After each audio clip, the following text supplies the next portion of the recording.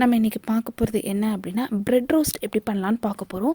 இது ரொம்ப ஈஸியான ஒரு ரெசிபி. நம்ம மார்னிங் ஈஸியாக குயிக்கான ஒரு பிரேக்ஃபாஸ்ட்னு கூட சொல்லலாம். இது கிட்ஸுக்கு ரொம்ப ரொம்ப பிடிக்கும். நீங்களும் உங்கள் வீட்டில் கண்டிப்பாக ட்ரை பண்ணி பாருங்கள். இப்போ இதுக்கு தேவையான பொருள் என்னென்ன அப்படின்னு நம்ம பார்க்கலாம். இதுக்கு நான் 4 பிரெட் எடுத்துருக்கிறேன். அப்புறம் ஒரு கப்பில் காய்ச்சின பால், அப்புறம் 2 முட்டை, கொஞ்சமாக சுகர், கொஞ்சமாக சால்ட். இவ்வளோ தான் இதுக்கு தேவையான பொருள். இப்போ ஒரு பவுலில் எடுத்து நம்ம எடுத்து வச்சுருக்கிற முட்டையை அதில் உடச்சி ஊற்றுறோம்.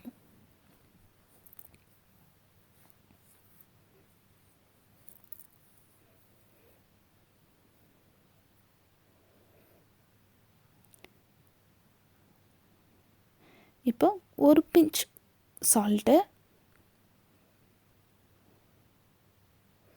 சுகர் 2 டீஸ்பூன் போட்டுக்கோங்க.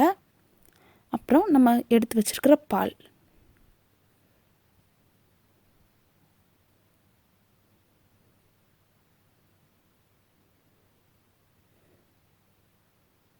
இப்போ இது எல்லாத்தையும் நல்லா கலந்துடணும். சுகர், சால்ட் எல்லாமே நல்லா மிக்ஸ் ஆகிடணும்.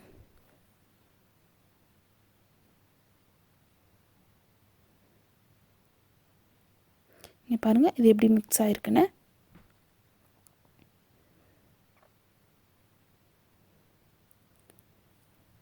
இப்போ நான் எடுத்து வச்சுருக்கிற ப்ரெட்டை ஹாஃபாக கட் பண்ணி எடுத்துக்கிறேன்.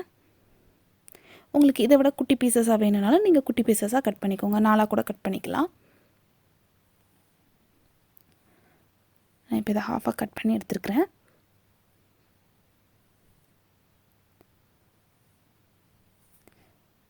இப்போது நம்ம ஒரு பேன் எடுத்து சூடு பண்ணுறோம். பேன் சூடானதுக்கு அப்புறம் நம்ம வெட்டி வச்சுருக்கிற ப்ரெட்டை எடுத்து இதில் நல்லா டிப் பண்ணி போட்டுடலாம். இங்கே பாருங்கள், நான் ஒரு ப்ரெட் பீஸ் எடுத்துருக்கேன். நல்லா டிப் பண்ணிக்கோங்க. நல்லா முக்கி எடுத்து தோசைக்கல்லில் போடுங்க.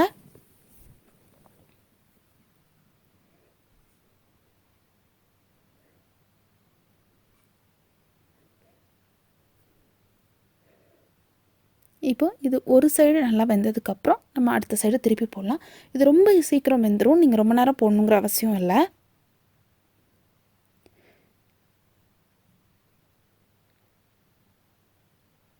இப்போ அந்த சைடு வேக வைக்க போகிறோம்.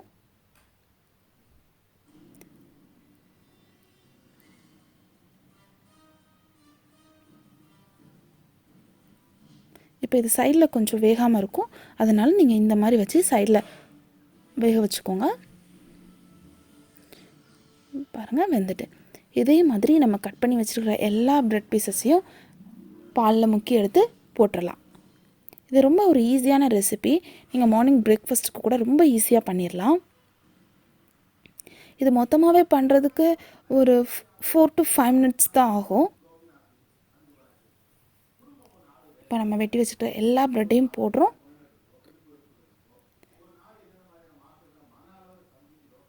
ரொம்ப ஹெல்த்தியான ரெசிபி கூட. நீங்களும் உங்கள் வீட்டில் கண்டிப்பாக ட்ரை பண்ணி பாருங்கள். எப்படி வந்துச்சுன்னு எனக்கு கமெண்ட்டில் சொல்லுங்கள். உங்களுக்கு பிடிச்சிருந்துச்சி அப்படின்னா லைக் பண்ணுங்கள், ஷேர் பண்ணுங்கள், என்னோடய சேனலை சப்ஸ்கிரைப் பண்ணுங்கள், கீழே இருக்கிற பெல் பட்டனை கிளிக் பண்ணுங்கள்.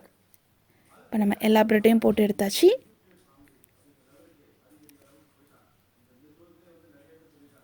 நம்மளோட பிரெட் ரோஸ்ட் ரெடி.